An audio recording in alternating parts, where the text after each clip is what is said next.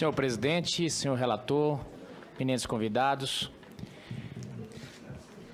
Senhor presidente, nos últimos dias, aliás, eu creio que nos últimos 6 meses, o que temos ouvido é constantemente a base do governo, a zaga do governo, dizer que não houve crime, que não tem tipificação, que é um processo injusto e até evoluíram para dizer que o processo não é um processo legítimo e que é um golpe. Então eu queria deixar um primeiro tema aqui para os convidados, porque como tem sido que nem pingo d'água dito que não houve crime, eu queria fazer a pergunta: houve crime? Qual o crime e qual a tipificação dele? Outra pergunta que faço também é o seguinte: o ministro da AGU teve na última sexta-feira aqui e disse que o projeto PLN5 ele teria convalidado a emissão dos decretos emitidos pela Presidência da República. Ele também disse que a iniciativa do processo de impeachment teria tido desvio, que houve desvio de finalidade pela iniciativa do presidente da Câmara, Eduardo Cunha, porque teria sido feito por vingança. Bom, posteriormente também aquele processo de impeachment foi avaliado pela Câmara. Então eu queria perguntar se vocês entendem que na mesma lógica que houve convalidação dos decretos, se supostamente houvesse desvio de finalidade, se houve convalidação de ato supostamente ilegal da parte do presidente. Uma segunda questão: o presidente da Câmara, Eduardo Cunha, admitiu a denúncia tão somente em relação aos crimes de responsabilidade praticados pela presidente no ano de 2015. Todavia, as mal disfarçadas e ilícitas operações de créditos confabuladas pela presidente em 2014 continuaram a surtir efeito no exercício de 2015, uma vez que o governo somente quitou seu débito com os bancos públicos em dezembro do ano passado, ou seja, durante todo o primeiro ano do segundo mandato, a presidente experimentou os efeitos das pedaladas iniciadas em 2014. Prosaicamente falando, nesses casos, a presidente pedalou em 2014, mas continuou no embalo em 2015. Diante desse quadro, indago a Vossa Senhoria se não seria essa uma típica hipótese de crime permanente que se protrai no tempo a permitir o exame por esse Senado Federal? E uma terceira, eu gostaria de fazer até coloca aqui para o doutor Fábio Medina, à luz do artigo 131 da Constituição Federal e do artigo 21 da Lei Orgânica da AGU. Eu levantei esse assunto na última reunião, mas ele não foi resolvido, vamos dizer assim. Eu gostaria de perguntar o seguinte: se não seria ilegal a assessoria jurídica que a AGU vem prestando aos senadores da base do governo por meio da produção e fornecimento de material específico para a instrução dos parlamentares, como já denunciado pela imprensa e outros meios de comunicação. Porque aqui a gente vê os assessores, tanto gente do governo quanto da AGU aqui dentro dessa comissão, numa confusão entre o público e o privado, e eu gostaria que Vossa Senhoria pudesse falar nisso. Tem nada de privado nisso. No mais, senhor presidente, eu creio que uma das funções, um dos objetivos dessa comissão é justamente não deixar que paire nenhuma dúvida na cabeça da nossa população, da sociedade, porque até agora o governo não enfrentou a questão, simplesmente se reduz a defesa a dizer não houve crime.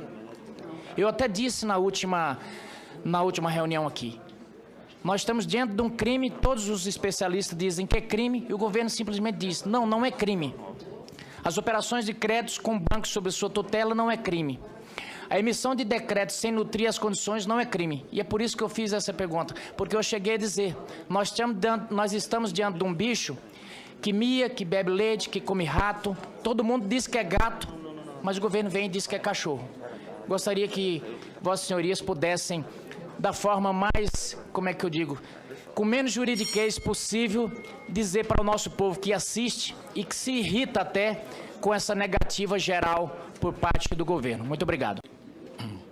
Com a palavra, o doutor Fábio Medina, 3 minutos. Vossa Excelência dispõe. Senador José Medeiros, agradeço o questionamento, eminente senador José Medeiros. Em relação à tipicidade, eu só volto a considerar esse aspecto, que o tipo é aberto. Então, houve má gestão pública da presidente, e é esse o aspecto que tem que se considerar. A presidente tem uma gestão temerária e é isso que está considerado aí no Tribunal de Contas da União. Essa tipicidade vem sendo debatida e não cabe aqui revolver todo esse debate que está sendo travado perante o Congresso Nacional já à exaustão. Cabe aos senhores avaliar soberanamente se há ou não elementos. Nesta primeira etapa, os senhores têm que considerar apenas indícios. Os senhores não devem se deter sobre o exaurimento da análise neste campo.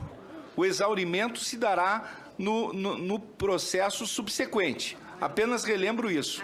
O exaurimento da fase e das teses eximentes quanto ao elemento subjetivo e excludentes que estão sendo manejadas pela defesa, elas se dão na fase subsequente do processo. Normalmente não se dão nesta etapa procedimental em que se atém ainda a requisitos puramente formais. Quanto ao desvio de finalidade, quando se trata de instância puramente política, ele não é analisado da mesma forma em que ocorre no âmbito do direito administrativo. Por quê? Porque os senhores aqui trafegam por um âmbito em que os senhores se posicionam em polos opostos. Os senhores estão em partidos políticos opostos. Então, muitas vezes, os senhores em polos opostos são adversários políticos. Se nós tratarmos o desvio de finalidade com esse rigor jurídico que está pretendendo a defesa, nós vamos acabar com a política. Então, é uma tese, eu diria assim, do ponto de vista jurídico, ela beira a teratologia, porque ela acaba com a política. Se nós considerarmos que a inimizade, o adversário não pode desencadear um determinado procedimento contra outro, porque ele tem um polo adverso, ele está em polo oposto no âmbito político, então ele acaba com a política, porque os senhores, no âmbito político, os senhores muitas vezes se posicionam como adversários. Quanto à questão da AGU, eu quero relembrar que há fundadas dúvidas sobre a possibilidade jurídica do advogado-geral da União estar atuando nesse processo. Não porque o advogado-geral da União ou os advogados da União não possam defender agentes públicos.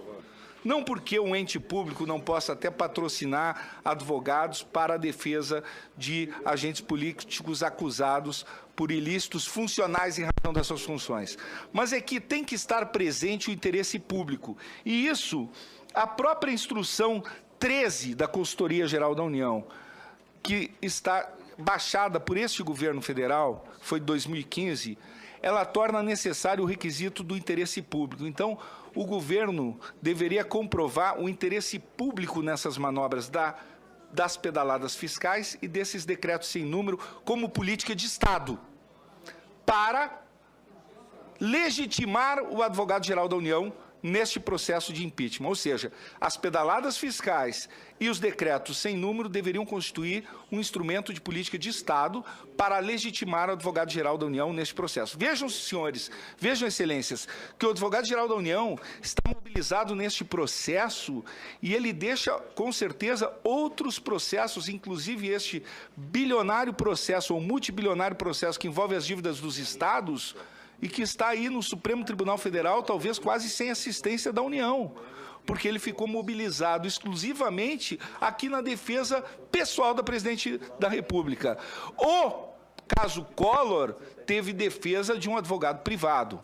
Então, é um questionamento apenas legítimo, eu não vou me posicionar, mas apenas dizer o seguinte: toda a categoria dos advogados públicos federais do Brasil, isso é quase inédito, eu digo, procuradores federais, advogados da União, emitiram uma nota criticando a advogado-geral da União quanto à tese do golpe, que é um assinte às instituições da República, dos poderes do Estado, é uma ofensa às instituições e ao seu posicionamento como praticamente um criminalista particular da presidente da República. Então, nós temos que refletir se é esse tipo de perfil que nós queremos para um advogado-geral da União, que ele seja um advogado do governante ou se ele deve ser um advogado de Estado, um advogado da União. Se efetivamente, eu acho que é uma reflexão muito pertinente que o senador Zé Medeiros propôs aqui para que pudéssemos meditar. Muito obrigado.